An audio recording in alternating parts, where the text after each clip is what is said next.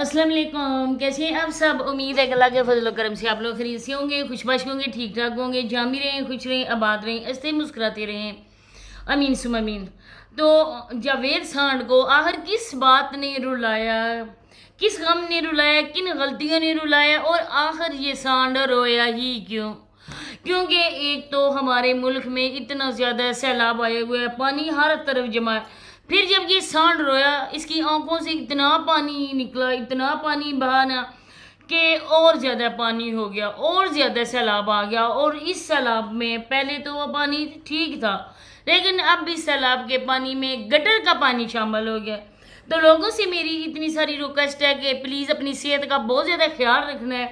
मुल्तान के, लोधरा के, ये जल्ले वाले, आगे पीछे रहने वाले, क्योंकि अब गटर का पानी शामिल हो गया और गटर के पानी में जरासीम बहुत ज़्यादा होंगे। तो अपनी सेहत का ख़ास ख्याल रखना। वीडियो बहुत ज़्यादा ख़ास है, आप लोगों को अंदाज़ा ही होगा, क्योंकि मैं आप लोगों के फरमाइश पर ही और आप लोगों के कहने पर ही वीडियो बना रही हूँ। वीडियो को आप लोगों ने बिना स्किप किए देखना है और चैनल को लाजमी सब्सक्राइब करना है, वीडियो को शेयर भी कर देना है और लाइक भी। कमेंट सेक्शन में अपनी कीमती और प्यारे प्यारे कमेंट का जो इज़हार है ना वो लाजमी करना है। आप लोगों को पता है कि जी के जला एराई में मुख्तलिफ प्रोड्यूसर हैं, मुख्तलिफ ड्रामे यहाँ पर टेलीकास्ट किए जाते हैं। तो हर एक घर का अपना अपना ड्रामा होता है, आप लोगों ने भी देखा होगा, कोई मेरे कहने की बात नहीं है।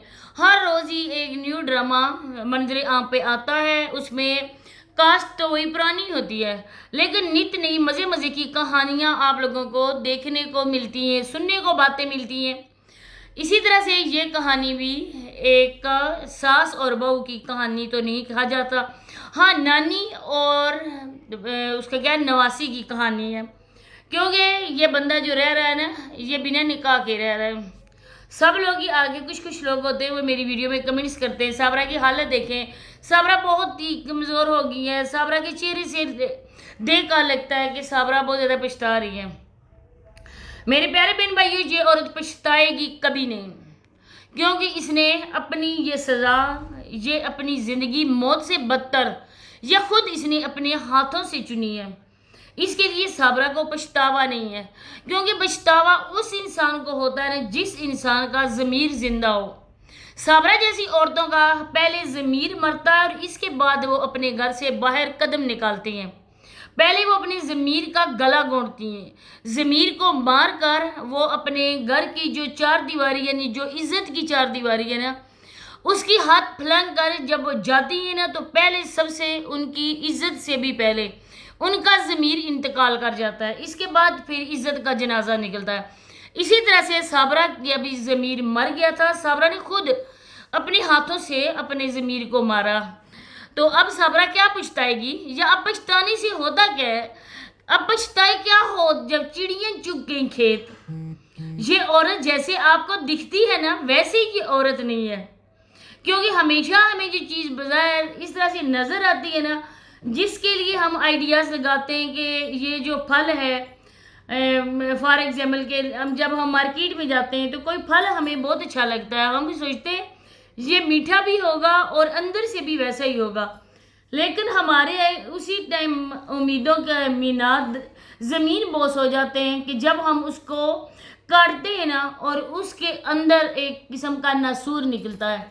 इसी तरह से साबरा के जिस्म में भी वो नासूर है जो कभी ठीक नहीं होगा साबरा की ज़िंदगी में। अब आप लोगों को इनके जो आदत और एतवार इनका आप लोगों को पता चल चुका होगा। बहुत पहले साबरा का ये ड्रामा भी बना था।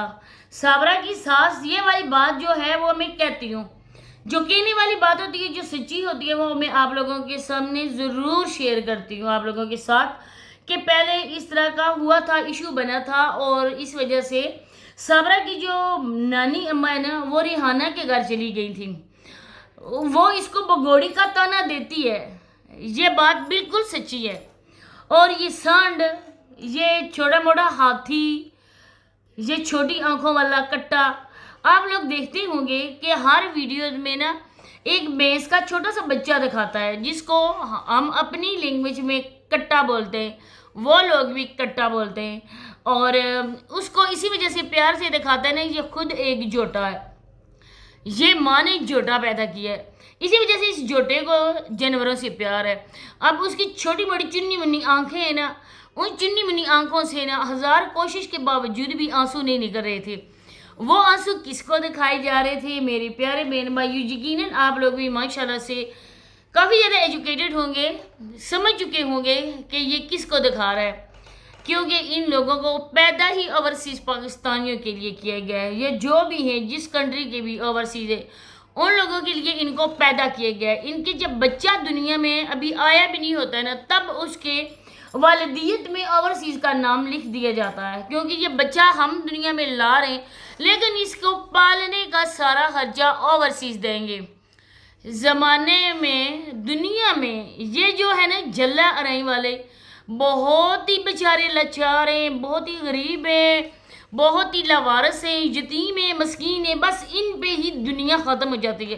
باقی دنیا تو مزے کر رہی ہے، نہ ہی کوئی بیچارہ انسان مجبور ہے، نہ ہی کوئی لاچار ہے، نہ ہی کوئی بچہ یتیم ہے۔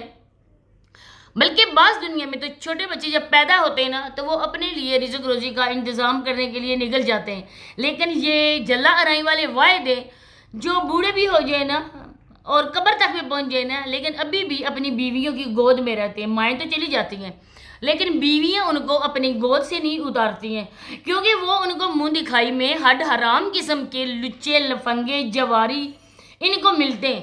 اب یہ جو رو رہا تھا، یہ جو ان دیکھے آنسو آپ کو دکھا رہا تھا، ان بے آنسو دکھا رہا تھا، ذرا اس سے پوچھے نا کہ اس نے ہاتھوں میں چوڑیاں مردود نے پہنی ہوئی ہیں، یہ مردود کام کیوں نہیں کر سکتا ہے؟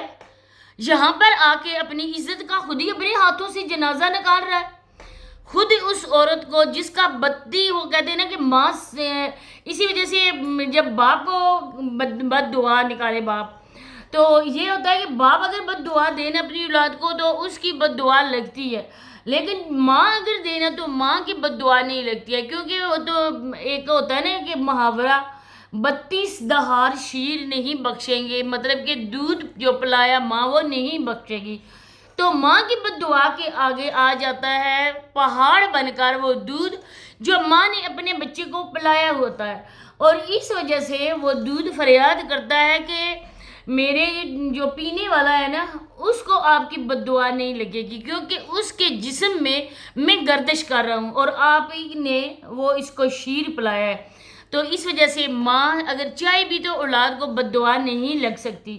لیکن یہ جو بندہ ہے نا یہ اپنی ماں کو گالی دے رہا ہے، اس ہڈ حرام نامراد کو اتنی شرم نہیں ہے کہ میں اپنی ماں کو دنیا کے سامنے ذلیل کر رہا ہوں۔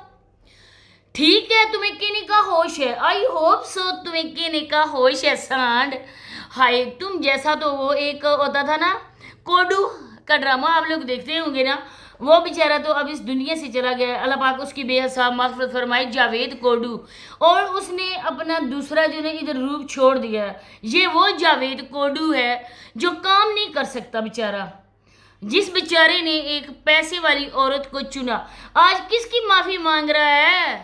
کس کی معافی مانگ رہا ہے سانڈ؟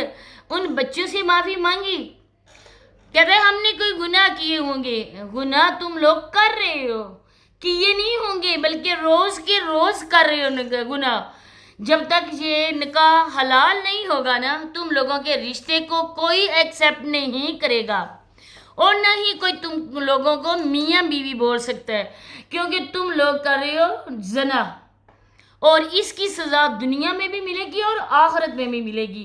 بچوں کی ماں کو جدا کرنے والا سانڈ، یہ چنی منی آنکھوں والا کٹا، اس کو اتنی شرم نہیں ہے کہ میں کیا بول رہا ہوں، میں کیا کر رہا ہوں؟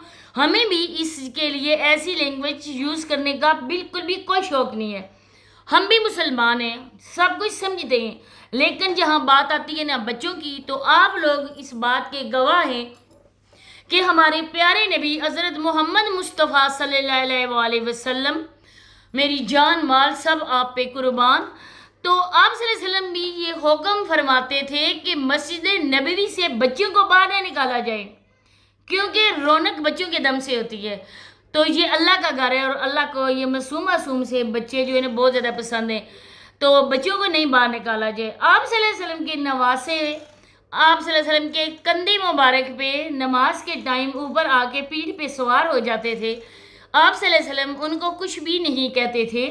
تو یہ کیا چیز ہے گنہگار انسان؟ اس گنہگار انسان نے ان معصوم بچوں سے ان کی ماں چھینی، کیا وہ معاف کر دیں گے؟ کیا ان کی وہ نیندیں جو بے چین گزری ہیں ماں کے بغیر وہ تم واپس کر دو گے؟ نہیں، نہ تو یہ ناٹک بھی نہ کرو. اسی کے ساتھ اجازت چاہتی ہوں. اللہ حافظ.